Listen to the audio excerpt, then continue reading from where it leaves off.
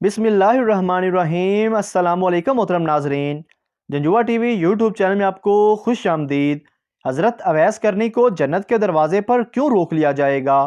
बराह करम एक दफ़ा वीडियो देखें, क्या पता आप भी जन्नत के हकदार बन जाएं। हज़ूर अकरम सल्लल्लाहु अलैहि वालैहि वसल्लम ने इरशाद फरमाया कि जब लोग जन्नत में जा रहे होंगे तो अवैस करनी को जन्नत के दरवाज़े पर रोक लिया जाएगा। हज़रत अवैस करनी कौन हैं? अवैस उनका नाम है, आमर के बेटे हैं, मुराद कबीला है, करन उनकी शाख है और यमन उनकी रिहाइशगाह थी। हज़रत अवैस करनी ने माँ की हद दर्जा खिदमत की, वो आसमानों तक पहुँची। अवैस करनी हजूर पाक की खिदमत में हाजिर नहीं हो सके।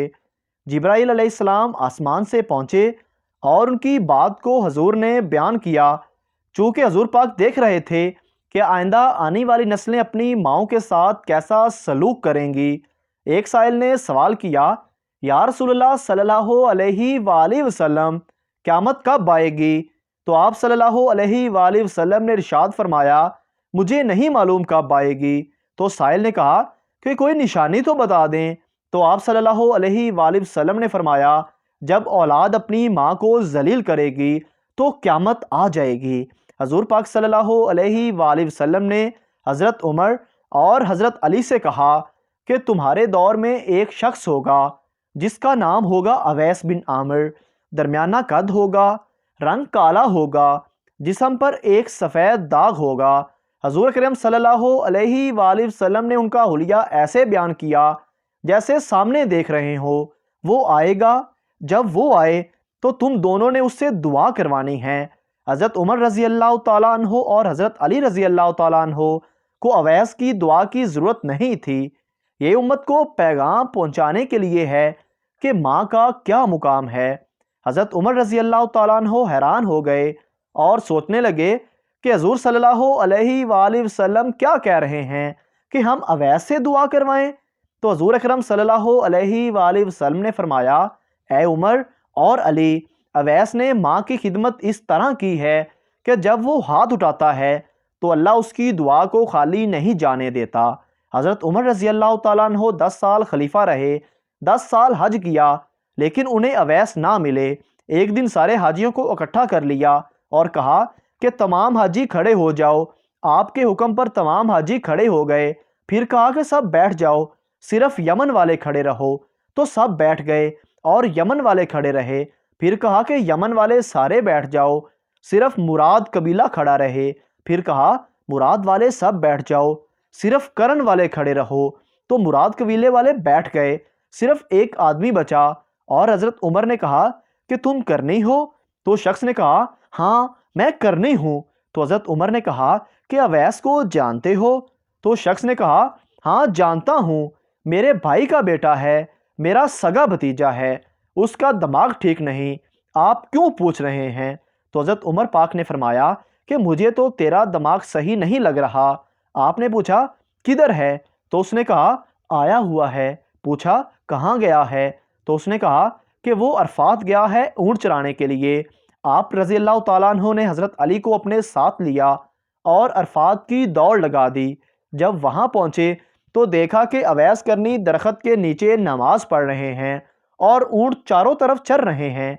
ये आकर बैठ गए और हज़रत अवैस करनी की नमाज ख़त्म होने का इंतज़ार करने लगे। जब हज़रत अवैस ने महसूस किया कि 2 आदमी आ गए हैं तो उन्होंने अपनी नमाज मुख्तसर कर दी, सलाम फेरा। तो हज़रत उमर पाक ने पूछा कौन हो?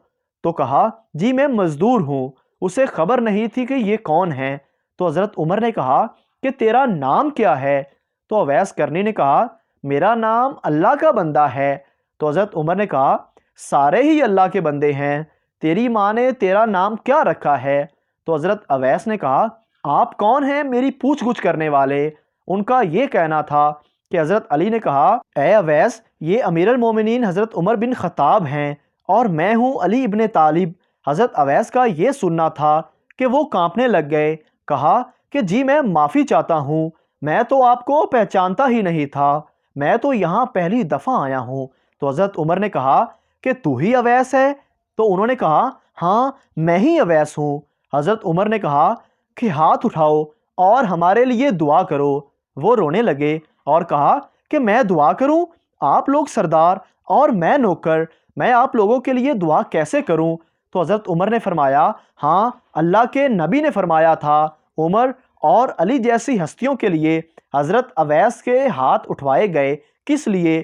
اس کے پیچھے جہاد نہیں تھی، تبلیغ نہیں تھی، تصوف نہیں تھا، اس کے پیچھے ماں کی خدمت ہے۔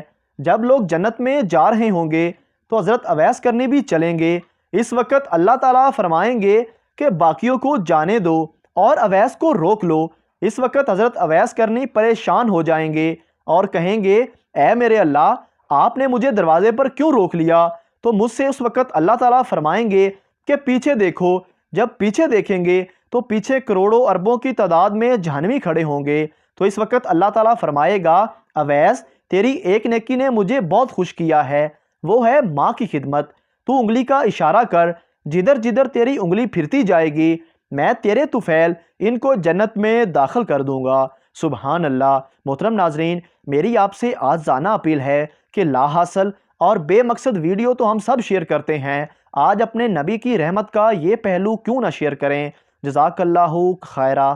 محترم ناظرین، ہمیں چاہیے کہ ہم اپنے ماں باپ کے ساتھ اچھا سلوک کریں اور ان کی خدمت کریں۔ اگر آپ کو ہماری ویڈیو اچھی لگے تو ہمارے چینل کو سبسکرائب ضرور کریں۔